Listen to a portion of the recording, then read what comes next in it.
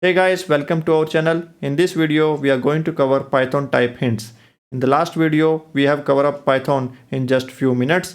In this video, similarly, we are going to cover Python type hints. Although Python is a dynamic programming language, but introducing type is always a good practice because it helps us identify the error early in the code rather than checking out in the runtime what is the cause of that error. Okay, so let's get on the VS Code and understand Python types, what all built-in types, and what is the concept behind typing module and how we can make use of annotated, which is heavily used by pedantic. Okay, so let's get on the VS Code.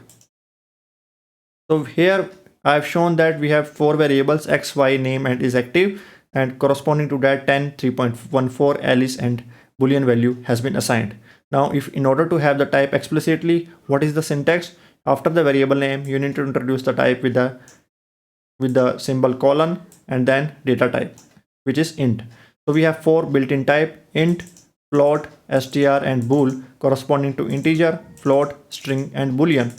So this is how you can introduce built-in type by simply writing the data type after the variable name with the help of colon. Similarly, if you have to introduce the data type for a function, just have to mention the data type after every argument, and then you have to mention the return type. How we can introduce the return type? We have to use the arrow symbol and then the data type. Make sure that the colon that you are writing should be at the end of the function header. It should not be here, it should be at the end, and then return type is mentioned like this. So what this greet function is doing is returning the string. So that's why we have mentioned this return type as str, and this name is of type string. So this is how we can introduce type hints within the function. Now let's understand why we need typing module. Basically, in Python collection, we do not have any built-in type earlier. So it was introduced at Python 3.5 plus. So it was introduced at that time. So it introduced list, dict, all these collection types. So normally, if you have to write types within the Python code, you need to import this list and dict from the typing module. How we can make use of it? You have to declare here for the list, you make use of it list, L capital, numbers, list of int means numbers is a list of integers, list of numbers. Since it has numbers within this list, so we have written it like list of int. Similarly, if we have to introduce the data type for dictionary, you need to use the dict and then str int. What this str means? It is a data type for keys, and this int is a data type of a value within the dictionary. Okay, so here we have a keys as string and the value as number. That's why we put it as str int. Okay, now as you look into this code, so after 3.9, even including 3.9 version of Python, we do not have to use the typing module based dict or list. We can simply make use of normally list and int.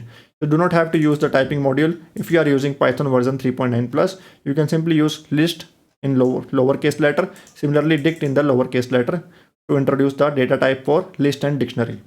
Okay, now if you want to have a several type, for example, if your function is returning more than one type, so the Python has a built-in capability of, similarly typing module has a built-in capability of union. Okay, so union we can use if we want to have multiple data type for a variable. So union of int str means this variable can hold number as well as string.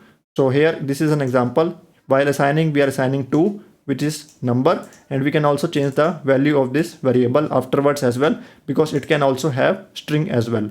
But in the latest version of Python 3.10 plus, instead of using union, which is supported by typing module, we can simply make use of the pipe operator to introduce the same union like behavior: int pipe and then str equal to 2.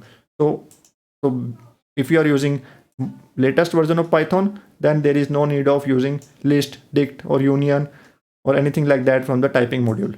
Okay, now there is also a concept of optional. Basically, if a variable need not to have any value, if you want to make it as optional, then you can make use of optional of int.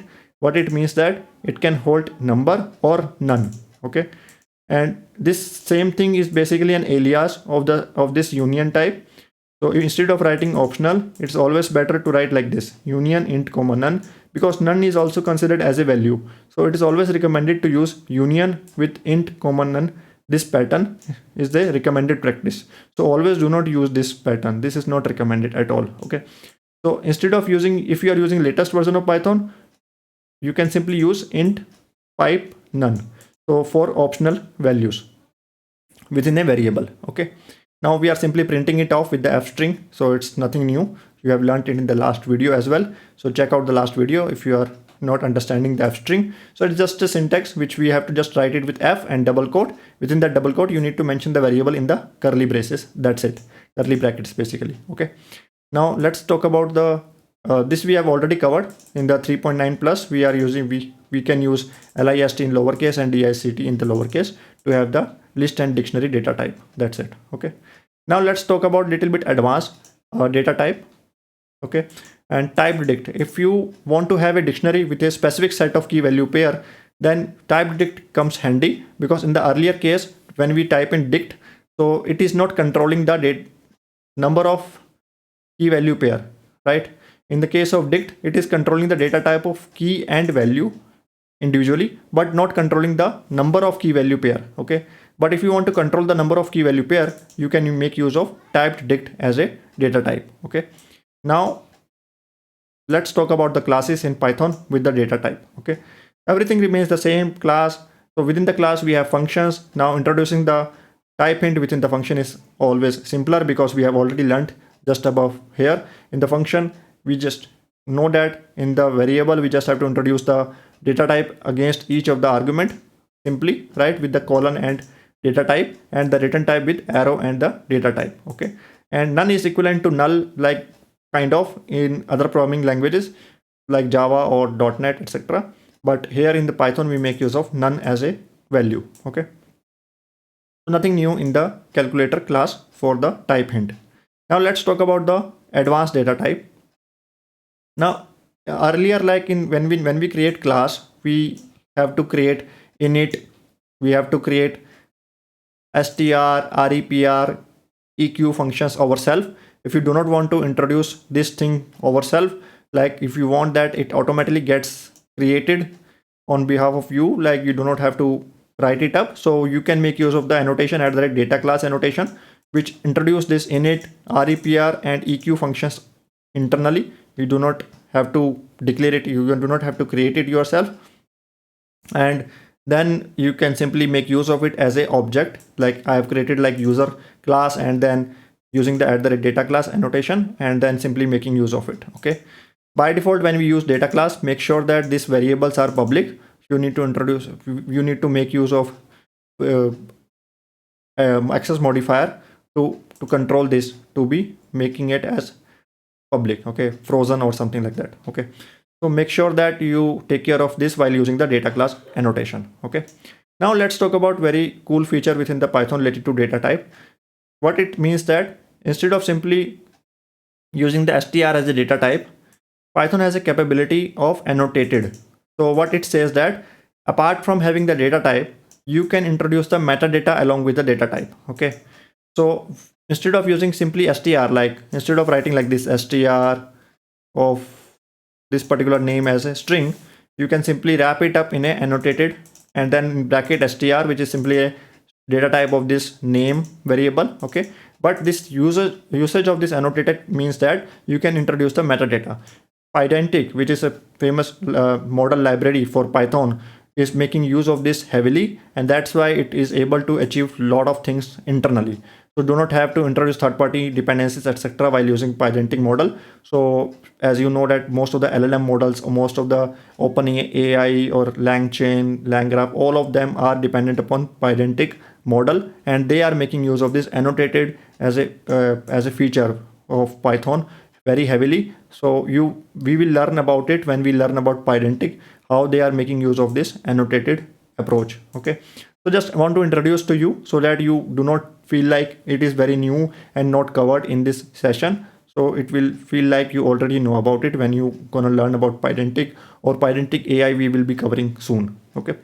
So let's talk about generic type. Generic type is nothing but in a function, if you introduce a type, for example, in a function, if I'm saying name is a string, okay, so it means that it is fixed. Name is always be a string, right? You are actually fixating that particular type to a function, and you can only call it with a string. But what if you want to make this function kind of a dynamic, where the function can take string as required, can take int as required? In such cases, we can introduce generic, where generic can be introduced with the help of character T, capital letter. It is a convention, right? So while calling that function, you can pass on the type. Okay, I want int, so you can call it the value of T as int, otherwise call it with the value of T as string. So if you want to use it, just have to use the typing module, import TypeVar generic. Just remember this, and then simply create this T TypeVar of T as it is. Like, you do not have to worry, just copy paste it or use it as it is. And then while creating the class, in the bracket of this class, after the class name,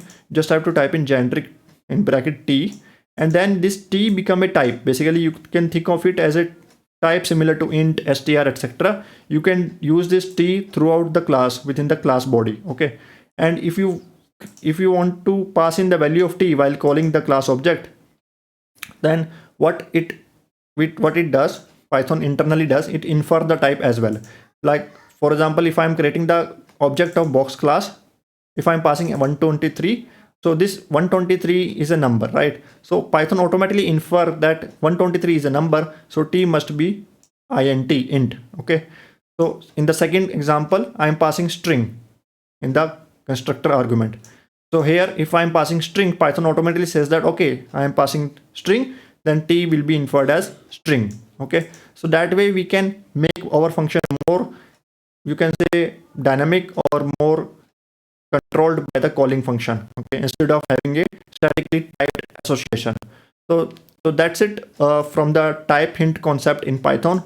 I hope you understand the concept of type hint. It's very easy. Just associate the type with the variable, type with variable or wherever applicable, and then you will be able to see that the errors are coming out early in the while coding rather than at the end of during the runtime. So I hope you understand the concept of Python type hint in a very few minutes. So if you want to continue reading about Python, learn about GenAI application, or stay tuned with our channel, please subscribe to our channel and share this video to as many as you want to share with. Okay, so thank you so much for watching this video. Till then, goodbye.